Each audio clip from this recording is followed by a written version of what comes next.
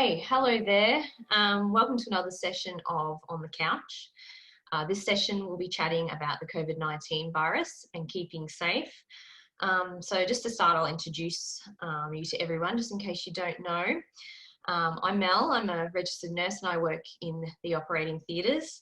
We also have Priti, who is a registered nurse working on a COVID ward, and Fiona here, who is currently working with the rapid response team and has done some work with some contact tracing through DHS.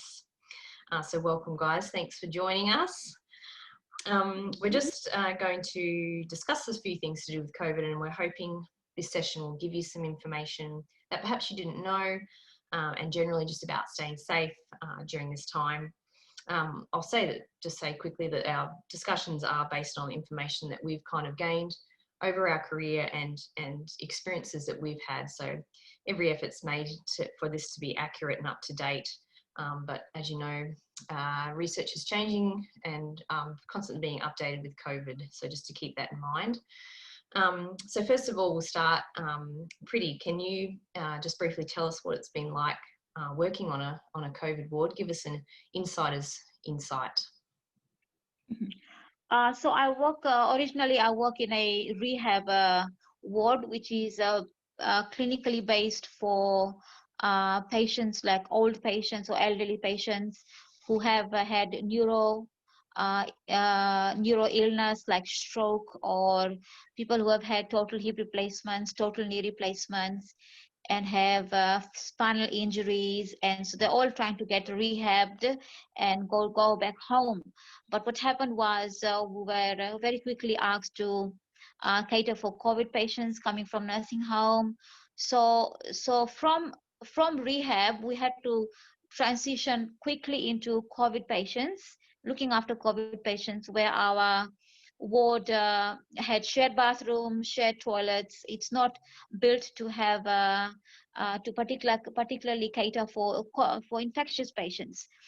So also the day that it started was we had only 3 initial admissions on the ward from a few nursing homes, and then the second day we had 8 admissions from different nursing homes. So we had 8 ambulances parked outside our ward waiting for the patients to come in and get beds. So we quickly, it was like transferring bags of potatoes from one shelf to another. So quickly, pet slide cheese, anyway, they all settled in there quite well, but the type of nursing that we did was totally different. So we had to have PPEs, tight N95 masks.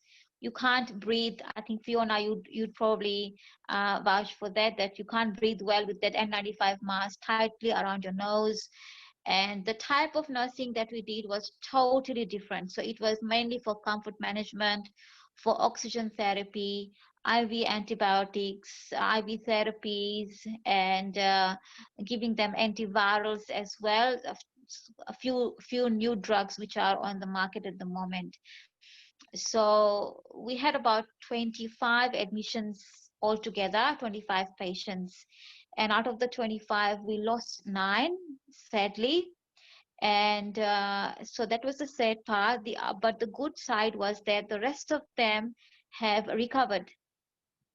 So what we can say is there is a good side of COVID as well, in the sense that it is not all bad. People do recover from COVID.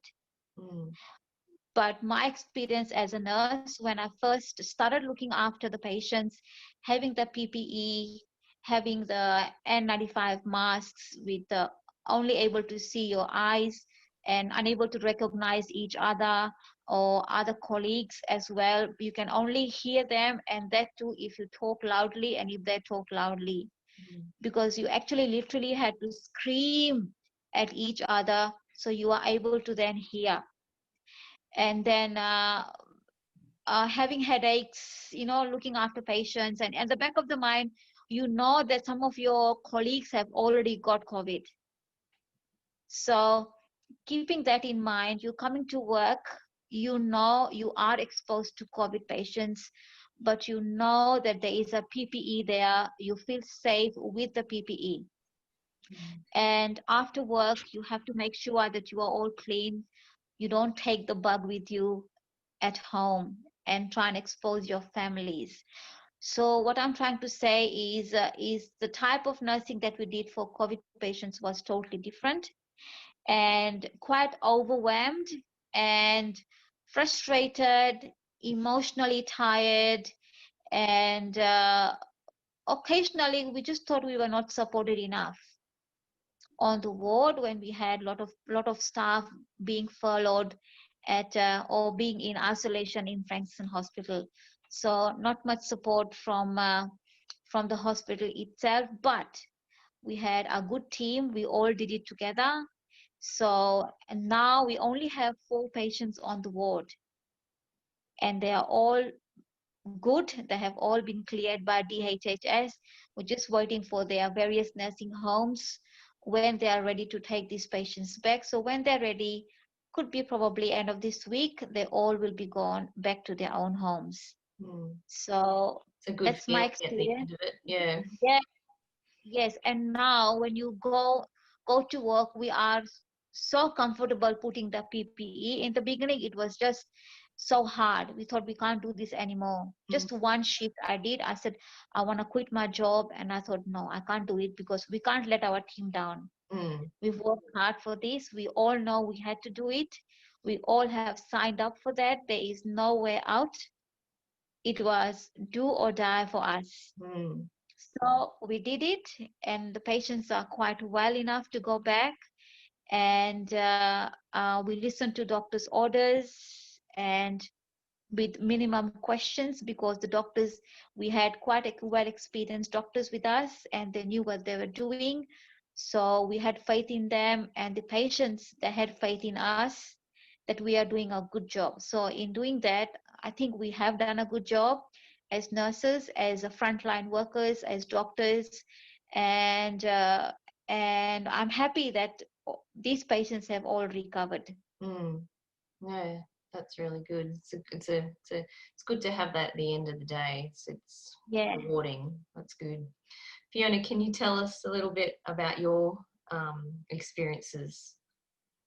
Sure. So mine has been a little bit all over the place. I finished my office job in February and was gearing up to start a new job in just doing pre-employment medical assessments. And of course, that in the onboarding went on hold a little bit with everybody slowing down and not sure what was happening. So in that space, I already did a lot of agency work anyway, but the hospitals stopped using agency for a while there because their communication was happening so rapidly, and they needed to really just be relying on their own staff. So all the permanent staff members had all of their annual leave cancelled, of course. You had all of their elective surgeries cancelled. So there were quite a lot of staff biting at the bit, ready to go. And there was a bit of a period of time of uncertainty of, what to expect and where we would be sent and how to prepare. So I did a critical care online course that the government sponsored and an ICU course, just as an update, run through that. And then signed into the DHS Rapid Response team through the Australian College of Nursing. So actually signed onto that, probably not expecting it to be utilised, to be honest, because the numbers were starting to kind of settle, I guess, and I wasn't really expecting it to take off so much here. But then just before my daughter's birthday, I got a phone call from the agency that was contracted to fill those places, saying that Wangaratta Hospital needed staff today. Can I get up there today? And of course, they needed somebody to cover for 3 weeks. I couldn't get up there that day, but organised and offered to go up 5 days later. So I went up and stayed there for probably, I can't even remember how long I was there for now. It would have been 3 or 4 weeks, and have been going backwards and forwards there ever since. So I worked on their COVID ward there and in emergency. Having said that, so what triggered that response was that somebody travelling through from the border came through and tested positive, and some of the nurses were exposed without PPE and had to go into self-isolation. So once we got up there, they determined it was a false positive. So we're thinking it was a lab error. She had no clinical history of exposure, no family or friends or anybody had tested positive, and her second test came back negative immediately. So they ruled that out, and from that point forward, they've only had 2 people up there that have tested positive. But what, like in the country, they're approaching it very differently. Their hospital staffing is already skeleton staffing anyway. But with all of the extra precautions that have to be put in place, there's that extra demand on the staff, and the staffing levels and ratios go up. So the COVID ward they've set up is set there to, I guess, house people that have been tested, that are showing signs and symptoms, but are waiting for their test results to come through. And then all of the, standard emergency procedures. They've got their tent out the front that you have to go through before you can enter the hospital and that kind of thing. So my response, I've spent most of my time working in emergency. I only did a few shifts in their COVID ward. So my space in emergencies, every single person that comes through with any respiratory symptoms is treated as though they are positive to COVID until proven that they're not, or determined that it is just an asthma attack, or it is just whatever else. So in emergency, we have a bio buddy that runs around. Once you gown up and you enter into a cubicle, you don't leave that cubicle until you're done. So if you've gone in there and forgotten something for a blood test or whatever, the bio buddy will do the running around and grabbing things for you. Lots of pan running. They're not allowed out of their cubicles to use the bathroom. So, just standard stuff of just being really, really cautious of what might be cross-contaminated. Stripping down, stripping back up again, going into these airlock rooms, performing resusces in the resus section on patients we don't know if we can determine them negative. Although, again, we're fairly confident that locals that are coming into the hospital are not going to be positive, but you can't take that for granted. And they are on eggshells up there, really nervous about people traveling from the city, because once it hits the country, they're not going to cope, because it's just if they have to send hospital staff into isolation like Frankston, they don't have a very big pool of staff to draw on to be able to cover.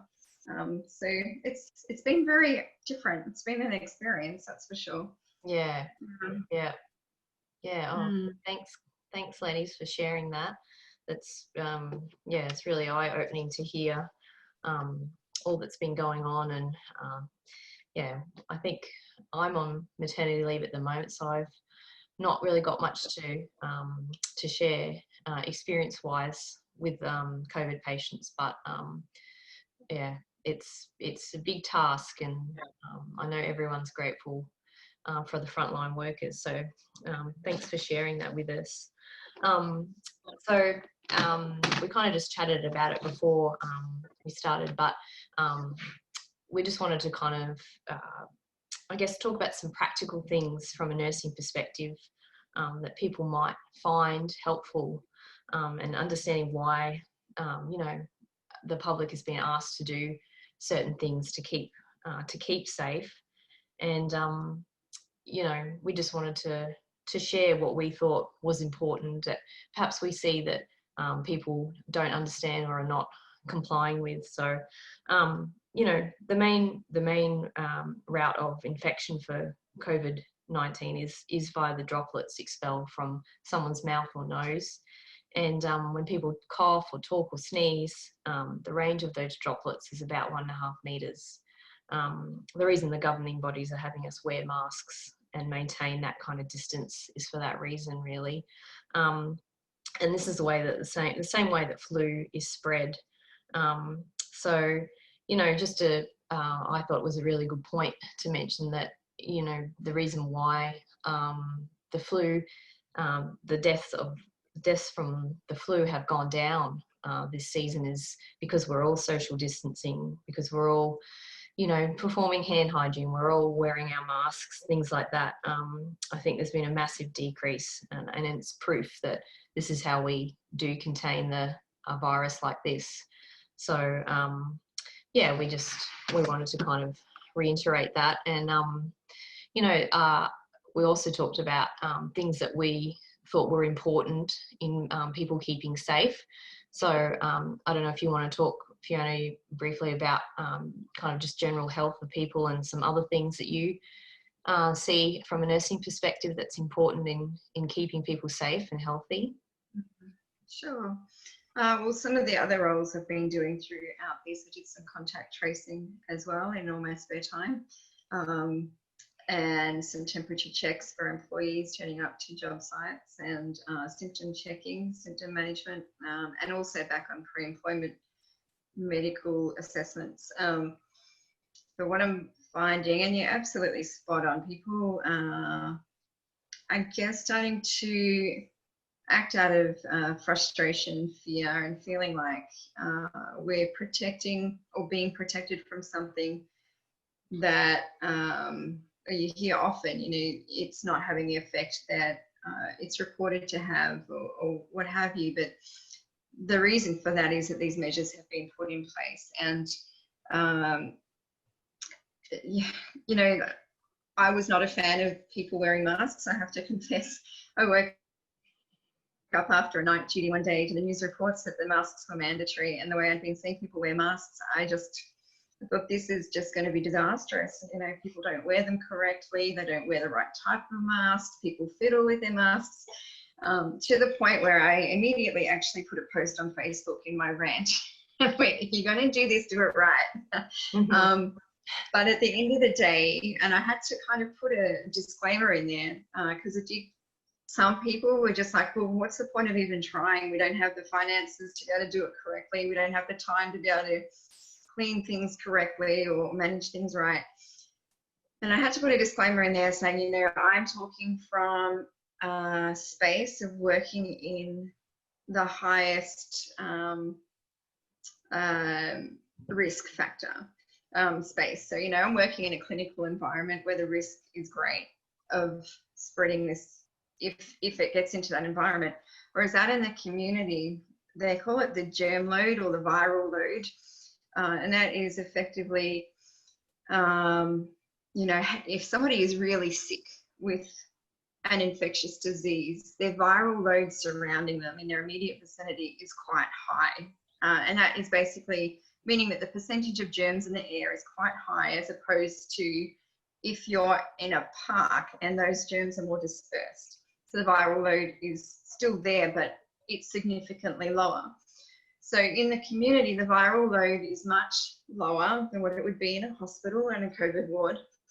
And those masks, even though in a clinical setting, they would be deemed useless a lot of the time, they do still act as a barrier, and they do still help smother the airborne aerosols to some degree. And so I don't know, there was a meme on Facebook at one stage demonstrating if one person's wearing it, it's smothered somewhat. If two people are wearing the masks, it's smothered quite significantly. Yeah. So, the masks are not perfect, but they're a measure. Yeah. Just like the 1.5 meter distancing is not perfect, but it's a measure. And all these measures together add up and help. And I think particularly, we're recording this on the night of Father's Day, and everybody's frustrated that they can't spend significant times with their families for birthdays and events and things at the moment. But this, I think the start of this second wave came about by families spending time together. And, we just don't know, and that was the fear. We don't know if we're carrying this a lot of the time to be able to self-isolate. So it has that incubation time where we don't know that we're contagious. Yeah. So that's why such strict measures have been put in place. They are necessary. This is a very real condition.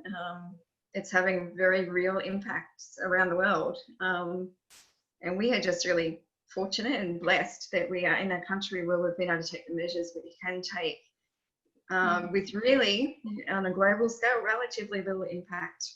We have some safety nets and safety measures from the government, and we are all paying a price to one extent or another. But it could be a much worse price. Yeah. So my encouragement is to hang in there. Really, just we're all getting tired. Yeah. But yeah, and I guess the other thing is where I was talking earlier, just for us to control the controllables, and in that sense, maintaining a healthy lifestyle as best as you can in lockdown, eating well, making sure that your immune systems are strong in themselves, keeping up your vitamin C, whether that be through a supplement or through your diet, your vitamin D exposure, get your exercise when you can. There was, and I can't give you any references off the top of my head, but there was a school of thought there that overseas they did a study, and a lot of young people that were placed on ventilators with COVID, they had linked them to having used Nurofen or ibuprofen. And the reason for that is that there is an action in Nurofen that inhibits the airway's abilities to be able to constrict through coughing and getting the phlegm and stuff up. People that have asthma or chronic airway diseases are advised not to use Nurofen for that very reason. It compromises the airway's ability to be able to clear. So, I can't remember the references, but I've been encouraging my own family to avoid Nurofen at the moment, just in case. But keep up your diet, your exercise, try and keep in a good headspace, do all the things you know to do to top up that emotional fuel tank all the time. Just keep your immune system strong. Sorry, going on and on. I could go on for hours. No, that's good. That's good. It's good advice. Pretty, do you have anything that you wanted to add to that, and just about staying safe, proper hand washing, glove wearing, anything like that you think is kind of relevant or important? I think Fiona has already said a lot about keeping the hand hygiene and keeping your immune system strong, vitamin C, and keeping your lungs, your whole body strong. So if you're home, it doesn't mean you can't exercise, you can't keep your immune system strong. You can still go out for walks safely and get your cardiac output or your heart rate higher. So in the way you are doing exercises, you are increasing your lungs capacity to breathe in and breathe out. So you're keeping yourself strong. And what's happening is with the early symptoms of flu, it's similar to COVID. So if you are having a bit of cold, runny nose, it's good to get tested. So that's the main thing. So early signs, go and get yourself tested. If you're still feeling sick, go and get yourself tested again, because sometimes the first test is negative, and then after a couple of days you go and test yourself again and it comes as positive. Which has happened to some of my colleagues as well, and they've got little symptoms. They go and get themselves tested. The first one is negative, and then they go and test themselves again, it's positive. So we don't know the incubation period. Some people have got the symptoms, some people do not have symptoms. So in the midst of myself working on the COVID ward, I had a temp of 38.2, and I thought I have got the COVID, and because of me, my ward will now shut down. So I had tested 3 times. I wasn't convinced with my first 2 negative. I went and got myself tested 3 times in 2 days. So, and all came back negative. And it must have been, just maybe I was just overworked, tired. We did quite a lot of double shifts. So, and being in the PPE is hard enough. You can't breathe well, and you can only breathe your own breath. So that's not a good breathing pattern, a normal breathing pattern. So maybe I was just tired, overworked. So that must have probably increase my body temperature and giving me the symptoms, but nothing of that. But it's better to get yourself tested. So again, doing good hand hygiene, keeping in mind the symptoms and signs of even simple flu, get yourself tested, and just protect yourself, protect your family, more thorough cleaning in your house, hand hygiene, washing counters, doorknobs, whatever you think will protect you, you do it. Yeah. You just can't take a risk, because this disease, even some of my colleagues are still sick, and it's 4 weeks already. So the recovery is a long process. It doesn't matter you are young or old, recovery is long process. Am I right, Fiona? Yeah. Yeah. But they've been finding too, as time goes on, more and more different symptoms that sort of stick around and are a bit harder to overcome, haven't they? I haven't actually followed that up too well, but I did hear that some of the symptoms can stick around for quite a while. So Yeah. I think if we just prepare ourselves to be as fit and healthy as we can be, as you would any other, we all kind of expect the seasonal things through winter. We try to eat well and protect ourselves through that period. This is just a bit more extended. Help your body as much as you can, so that if you do get exposed to it, you're primed to fight it as well as you can. And again, don't be overwhelmed or disappointed either. If you do everything you can do and it still gets you, sometimes that happens as well. And that I think that our risks now, if we are all just use our common sense, and you hear that so often, our risk of actually contracting this in the community is very low. If we follow the guidelines, we do what we know in the just a normal season of staying well, we'll all be okay.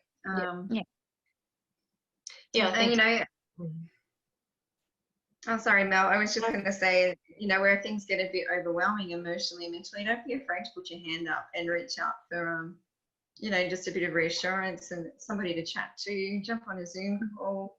It makes a world of difference when you're stuck isolated. Yeah. No, I agree. I agree with everything you girls have said. And I think just probably my philosophy is calm yet cautious. So like you said, using your common sense and just with gloves, there's really no point in wearing gloves if what you're touching is contaminated. You're just spreading germs around in the same way, so they don't really help if you're not taking them off and washing your hands anyway. And like Fiona said, fiddling with your mask and introducing the virus when you're touching it as well. So I think it's all good advice. And just a couple of other things that before we go, we just wanted to quickly mention that about 80% of people are shown that they do recover from COVID-19 without any special treatment. But those people that do have those underlying health disorders, are vulnerable in getting it and needing to be on a ventilator and needing specialist treatment. So, we're really thinking of others when we're keeping our distance and staying home when you can and wearing a mask and things like that. It's a selfless thing, I think. So, if we let the virus run its course, kind of thing, if we actually did nothing and let the virus run its course, it would overwhelm our health system. So we wouldn't be able to treat those people that really needed, urgent treatment for other disorders. So I think we're all just really helping each other by staying safe. So I think the one and only other question that we were kind of asked to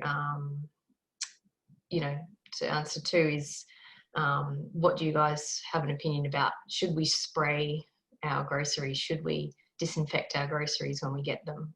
Does anyone want to answer that? That's a hard one, isn't it? Yeah, I mean, fruits and vegetables, you can wash them thoroughly, which we always do when when we buy vegetables and fruits. I don't think you need to wipe off your milk bottles or packets of groceries. No. Mm. Yeah, I I'm mean, I a don't do bit it. the same. I don't do it personally. I don't do it. I wash the vegetables and fruits, but not the packets. No. Yeah, Fiona, sorry, go ahead.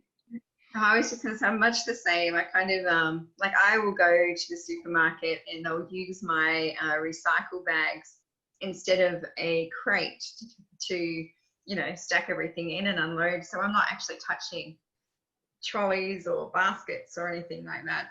But I actually don't go to the extent of wiping down packaging and all that sort of stuff when I get home. So we have to be real and practical, and amongst all of this, we'd all go stir crazy if we tried to wipe every inch of everything we're touching and doing. But I do hesitate in advising that as well, because I don't want to. I guess there's a possibility that the virus can be sticking around on surfaces, so you don't want to say no, don't do it, because it's impossible. Because it's it is possible. But by the same token, look at the measures the supermarkets have got in place. Their employees I've been there at the employee end, putting all of the employees through the symptom checks before they turn up to work. They're all the measures everybody has in place to make sure everybody is doing the right thing cannot be any tighter or any higher at the moment. So I think for part of our insanity, I don't think it's so necessary.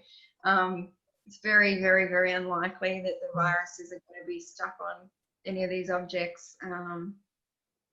So yeah,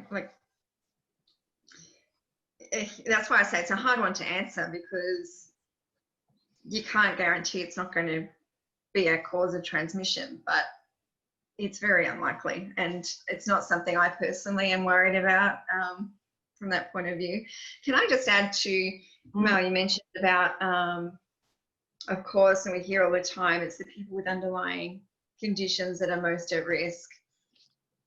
Yeah. Okay, so if I can just encourage, before we go, I just wanted to encourage you, if you do happen to have an underlying condition that might make you feel a bit more vulnerable to COVID in this time particularly, please don't hesitate to continue to follow your normal plan that you have with your GP. Every chronic condition has a standard of care to follow to keep you well, and following that standard of care despite having a condition to manage. So if I can encourage you, nothing else, just, they have got telehealth functions and all sorts of things in place at the moment to still be able to have your consultations, keep up with your blood tests. If you need to go in face-to-face to have a heart check or your blood pressure checked, those things are still happening. Don't put them off, because by staying on top of those things and keeping them under control, you're setting yourself up to be strong. Should you happen to become unwell, you'll be in the best position possible to be able to fight it and recover. Yeah. So that's my greatest encouragement and reassurance, if I could word it any other way, to anybody that might have an underlying condition that is feeling really vulnerable and nervous at the moment. It's not a death sentence, by any means, but if we can go in armed with a bit of information and just continue to look after our health the best we can. We can only control what we can control. That's it. Yeah. Yeah. Oh, that's good. That's good. Thank you, ladies, for all your advice, and thanks for chatting with us today. We hope that this has helped somebody out there, and yeah, we'll see you next time. Thanks for joining us on the couch. Thank you.